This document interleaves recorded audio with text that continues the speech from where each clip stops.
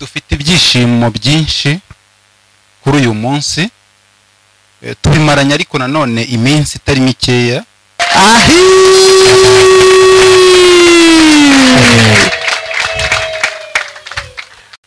Ubwo ku muntu byumva neza, umuntu yapfuye abagize ku myaka 63 yari afite, si twe twamurinze, yarinzwe n'Imana muri iyo myaka yose.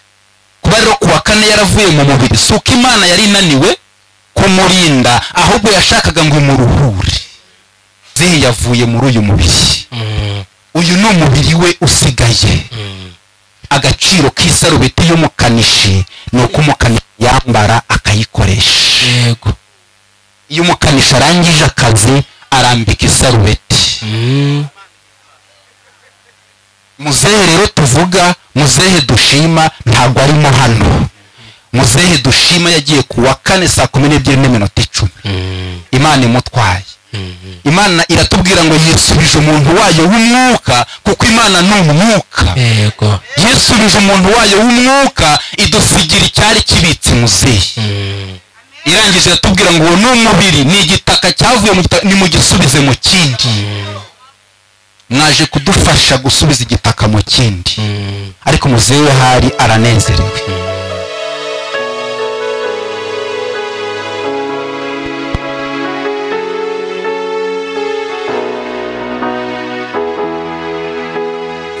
Rero ku mpamvu z'uko umuvandimwe wacu Leonard Mageza Imana yamuhaye kuva mu isi, imuhaye gutandukana n'uyu mubiri uruhanya, ikamuha kwambuka rwa ruzi ari rwo rupfu.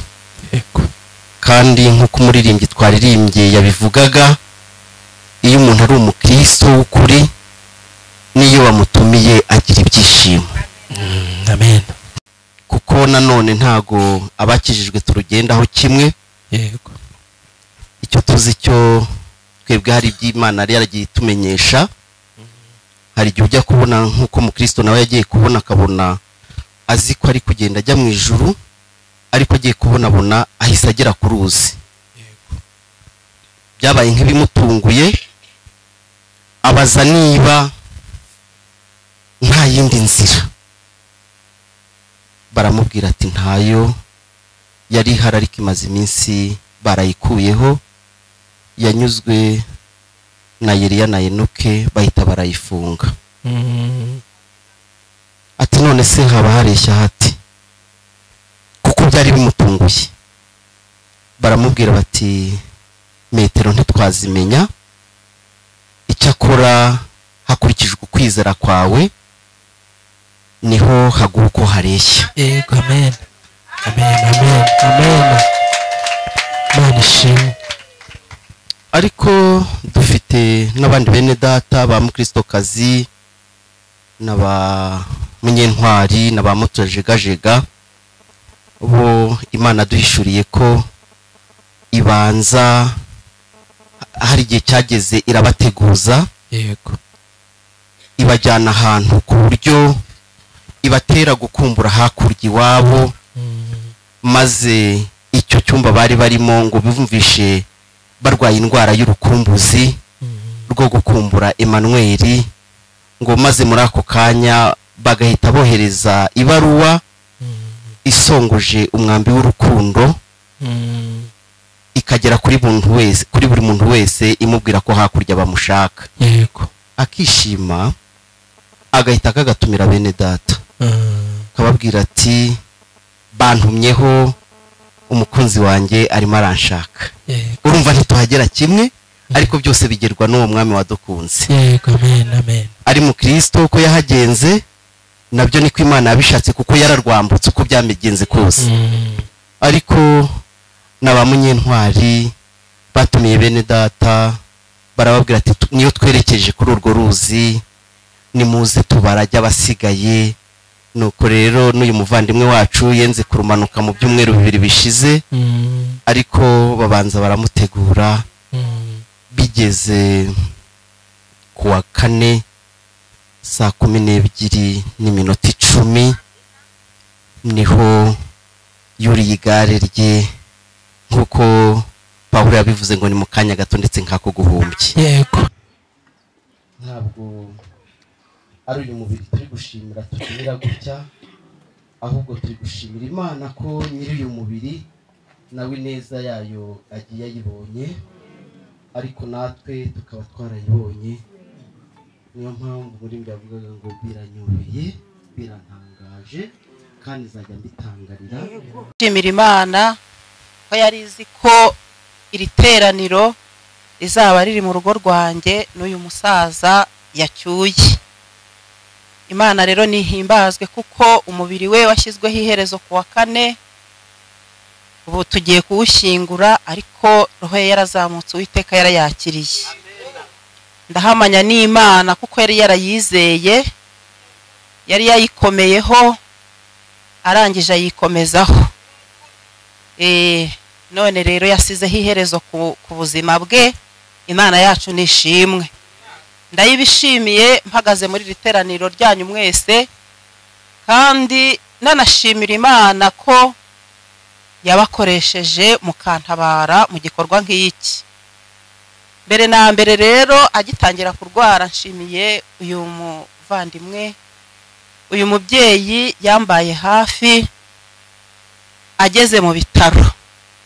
Ntabwo yandetse ngo mbe njyenyine, namushimiye Imana bikomeye, kandi ndahamya neza ndashidikanya ko Imana ingororano yarazimwandikiye kubw'iki gikorwa yakoze. Namwe mbashimira ko mwitanze mukaza kudushyigikira, tukaba twishimye. Tugomba kwishima nk'uko ijambo ry'Imana ryabitubwiye, kuko yari umukiranutsi w'Imana. Twabanye neza rero mu buzima busanzwe. Imana yo mu ijuru yaduhaye kubyara abana, turabarera barakura, bamwe murabazi muri kubabona. Ntabwo rero agiye ngo nsigarane umubabaro, kuko ndi kumwe na Kristo, kandi ndi kumwe n'umuryango nsigiye, ndi kumwe namwe. Imana yacu nihabwe icyubahiro. Icyo rero ngishimiye Imana cyane, kandi namwe uko muteraniye hano mwaturutse impande n'impande, mwaritanze. Muririmbyi we yuzuye umwuka atubwira neza ngo umurimo wose ukoranye urukundo Imana izawuguhembera, kandi ngo abajyana na Yesu gutabara abandi ngo abo nibo bazagabana umugisha w'Imana. Imana yo mu ijuru riduha umugisha, ikomeze idushyigikirane namwe, kandi nubwo agiye mukomeze mumfate mu mugongo. Muri urugo ntimuzikange rwose,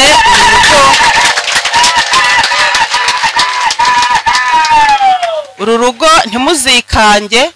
Asizemwe abana bene data, namwe muzaze muri bene data. Muri urugo rwose nta kibazo gisigayemo, ntagire uzikanga kwinjira muri urugo. Imana yo mu ijuru rero iduhana umugisha ku bwayo. Amen.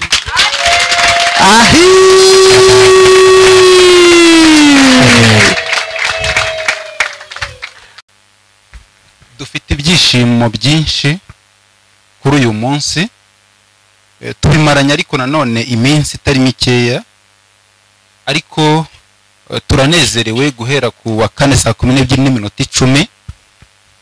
Imana ishimye gukura muzehe mu isi. Twaranezerewe cyane, n'ubundi turacyanezerewe. Nta gahinda dufite, nta marira dufite, ahubwo turishimye. Muzehe twamuvugaho ibintu byinshi, by'umwihariko nkanjye, umwana we w'imfura mu muryango.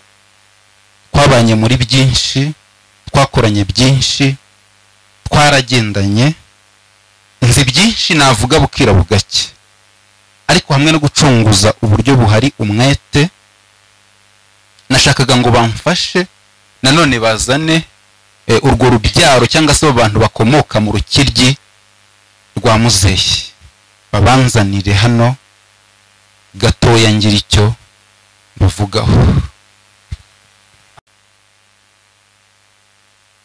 Aba mureba nta n'umwe uvuyemo, ninjye mfura. Uko mubona tunahagaze babipanze neza, wagira ngo bari babivuganye. Uko duhagaze ni nako dukurikirana. Uko mubona duhagaze niko dukurikirana. Ngira ngo murabona ko muzehe yakoze byinshi byiza birimo guhera kuri nge ambyara, akurikiza hundi aramubyara, akurikiza hundi aramubyara, araturira none tungana dutya. Byamusabye imbaraga nyinshi, byamusabye kubana n'abantu neza, byamusabye kudukorera byinshi by'ibanze byo yarashoboye, ntabyo yadukinze. Tumushimira Imana. Rero Imana yo mu ijuru niyo yavuze ngo umuntu nanone wabyawe n'ubushake bw'umugabo n'umugore arama igihe gito kandi nacyo cyuzuyemo imibabaro. Byamusabye imbaraga nyinshi, byamusabye icyuya, byamusabye gutekereza kugira ngo tube tugeze ahangaha tugeze. Tumushimiye rero Imana. Umuryango mwawubonye, bashatse bajya kwiyicarira. Nihuse rero kugira ngo ntaza gutinda, ubwo ku muntu byumva neza, umuntu yapfuye abagize umuntu upfiriye mu mwami abagize amahirwe. Ntiriwe rero njya gusesengura ibyo dusomye cyane, realite yabyo, iyo umuntu akiri mu isi acyambaye umubiri aba afite byinshi bimugora. Mwese muri abagabo bo kubihamya. Iyo rero Imana ishimye ko igukura mu mubiri, iyo uvuze ko uruhutse ndabyumva. Nta migambi, nta gutekereza, nta kongera kunanizwa no kuhagira ibyo apanga, nta mishinga, nta kindi, Imana ibimuruhuye. Shimiye rero Imana ituruhuriye muzehe, kandi nabyo impamvu nta bwoba biteye. Imana ntijya yibeshya, ntijya inazubara, ikorera ibintu ku gihe cyabyo. Ku myaka 63 yari afite, si twe twamurinze, yarinzwe n'Imana muri iyo myaka yose. Kuba rero kuwa kane yaravuye mu mubiri, si uko Imana yari inaniwe kumurinda, ahubwo yashakaga ngo imuruhure. Ntabwo rero twababazwa n'uko umubyeyi wacu aruhutse. Nanjye nzi iyo umuntu atashye ananiwe, akeneye gusaba amazi akoga, aranavuga ngo mungirire vuba nduhuke, munandinde urusaku ndashaka kuruhuka. Byaba bibabaje udashaka ko umuntu unaniwe aruhuka. Rero muzehe yaruhutse, nta marira dufite. Ngira ngo mwabibonye n'umuryango muhagaritse. Hari mwabonye ari kurira se? Impamvu batarira, bafite amakuru ahagije ku rupfu. Twese turi hano tugihumeka, ariko urupfu ruradutegereje. None ni muzehe ariko ejo ni wowe, nta muntu uzomuhari. Ni ikibazo cy'igihe gusa, ubundi twese tukagenda tuva mu isi. Kuba ratubanjirije kuva mu isi si ikibazo, natwe turaje twese buri muntu ku gihe cye agende. Igishimishije nuko apfuye apfiriye mu mwambi. Twari twarabivuganye, yari yarabimbwiye atari nyenyenyine, yarabibwiye n'abandi. Yari afite ibyiringiro bifite ubugingo. N'abantu mwese murabizi, ndetse natwe twese turabizi, ariko ibyo si byo bimutsindishiriza. Yari yaratubwiye ko yasobanukiwe ikijyana umuntu mu ijuru, ko bisaba kwizera Kristo wenyine. Yaramwizeye, arabona ubugingo buhoraho, yarabumaranye iminsi. Nta mpamvu rero zo kurizwa n'umuntu wifite ubugingo buhoraho Imana imutwaye. Nta yindi nzira dufite mu isi yo gusanga Imana idaciye mu rupfu. Ubwo rero Imana imucishije mu irembo kugira ngo ayisange, tureke umubyeyi aruhuke. Imana ihimbazwe cyane.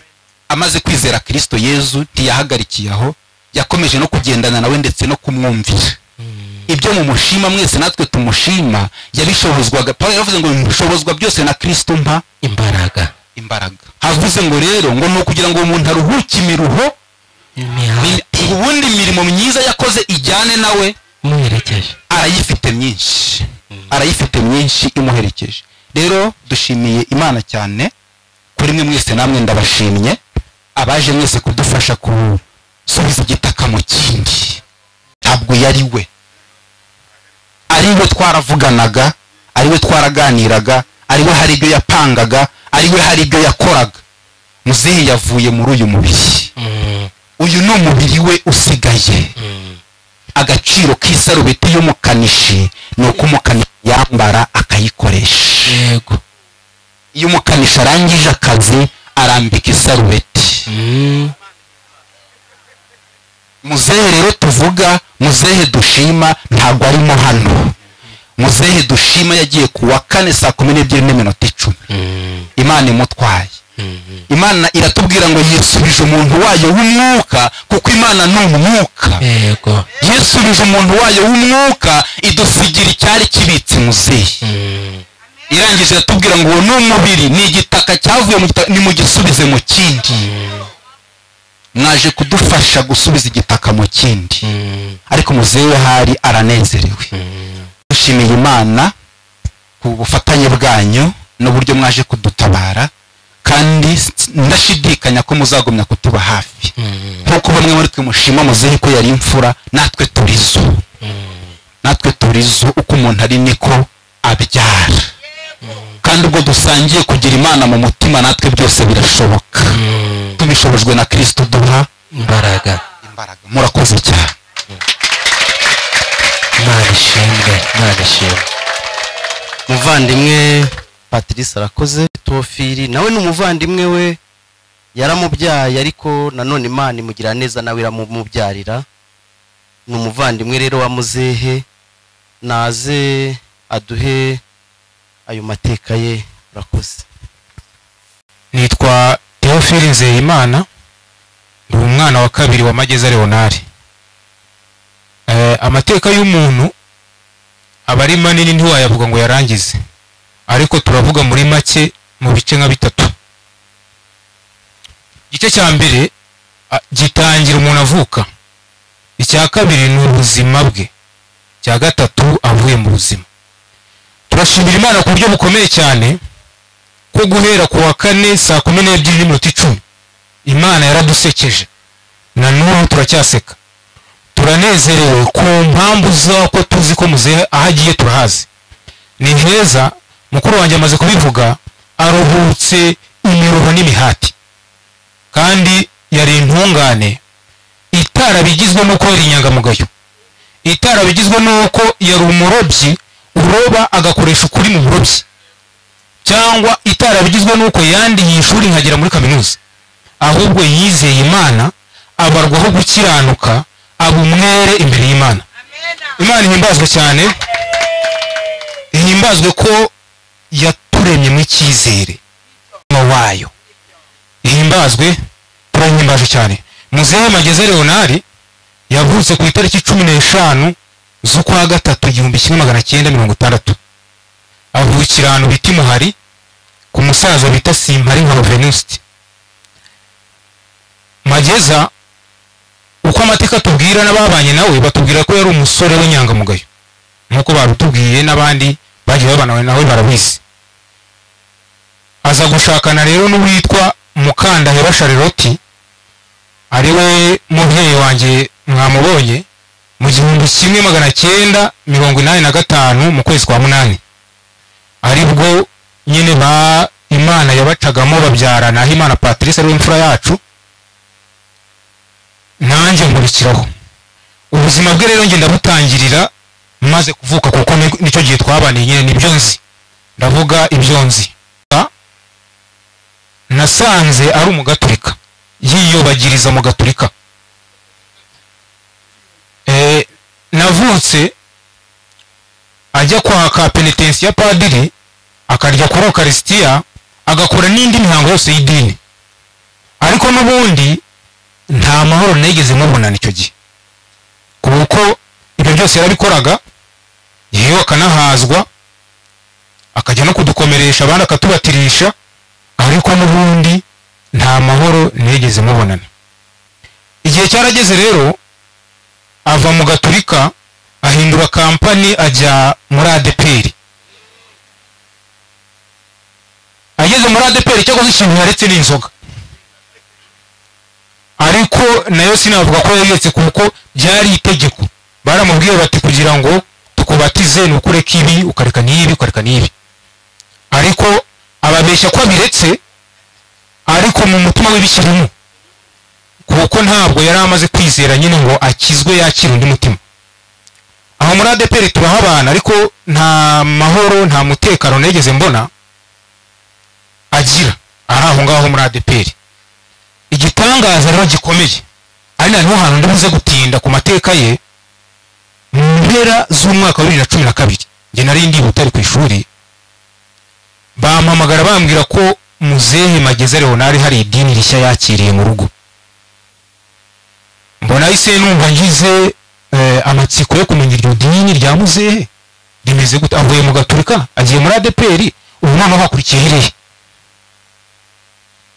Numvise ngize amatsiko cyane. Icyo gihe nakoze ikizamini nihuta ndagikora, mpita ntahandaza nsanga koko rirahari, ariko rivuga ibintu bitamenywa cyangwa se umuntu wese atakumva.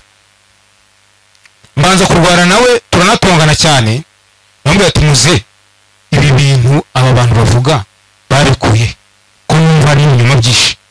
Mu muntu wo kuri Adamu cyangwa se umuntu wa kamere, ubutumwa bwiza iyo bumugezeho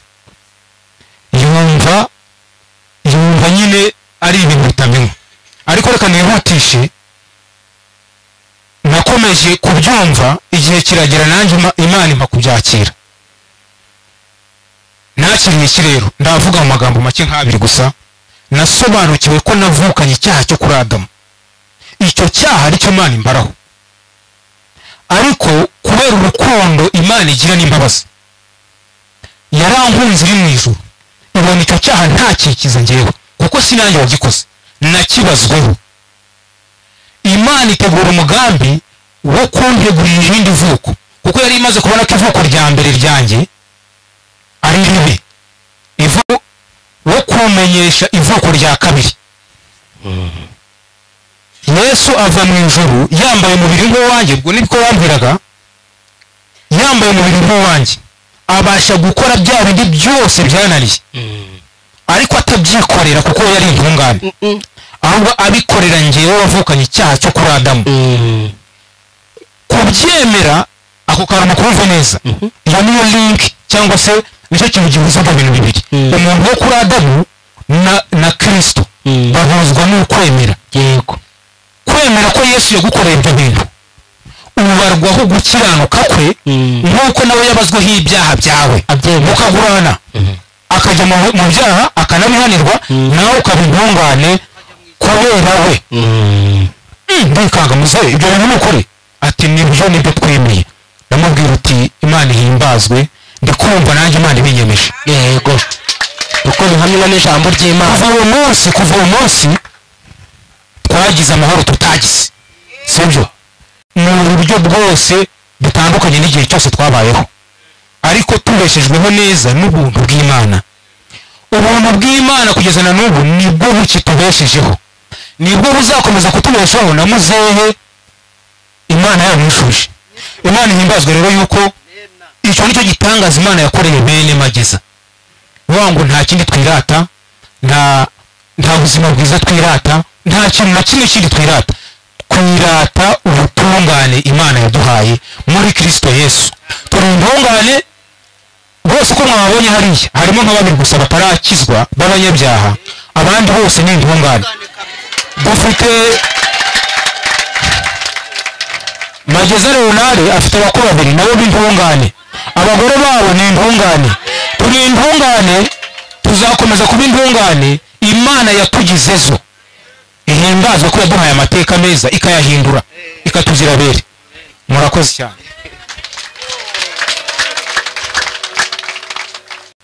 Kubivuga igihe cyaturenga, ariko nanjye gatoya, nanjye uhagarariye umuryango w'Imana mu ijwi rya bene data, ntago twabura gushimira umusaza Mageza igihe Imana amutwerekeye imukuye mu muryango wiwe mu banyamahanga imuzanye mu muryango w'Imana. Tubonana hari mu myaka 2013 dutangirana urwo rugendo rwo kubaha Imana. narwo turarugira ni natwe tunarugira. Nibwo twiganye ijambo ry'Imana, ariko reka mubashimire, yatubereye mwene data mwiza cyane, yagaragaje urukundo akunda Imana, ariko mu by'ukuri n'urwo akunda umuryango wayo.